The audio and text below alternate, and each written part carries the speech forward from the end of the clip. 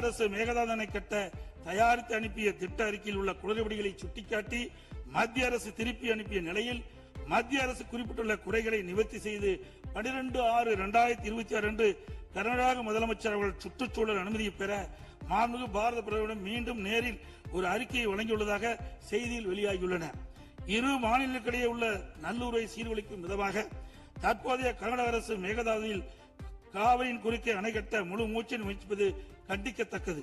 நீண்ட நெடுங்கால சட்ட போராட்டத்திற்கு பின்னர் நிலைநிறுத்தப்பட்ட தமிழ்நாட்டு மக்களின் அடிப்படை உரிமைகளையும் டெல்டா விவசாயிகளின் வாழ்வாதாரத்தையும் 20 மாவட்டத்துக்கு மேலாக குடிநீர் ஆதாரமாக விளங்கும் காவிரி ஆற்றில் நமக்குள்ள உரிமையை பேணி காக்க வேண்டியது நாம் எல்லோரின் கடமையாகும். கர்நாடக அரசு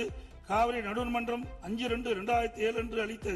இறுதி தீர்ப்பை மதிக்காமலும் 16/2/2012 உச்சநீதிமன்றம் அளித்த இறுதி தீர்ப்பை மதிக்காமலும் தன்னிச்சையாக மேகதாதுவில் அணை கட்ட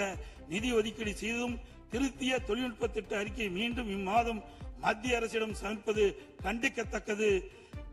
அனைத்து இந்திய என்பதை இந்த நேரத்தில் தெரிவித்து அனைத்து இந்திய அண்ணா திராவிட முன்னேற்ற கழகத்தின் சார்பாக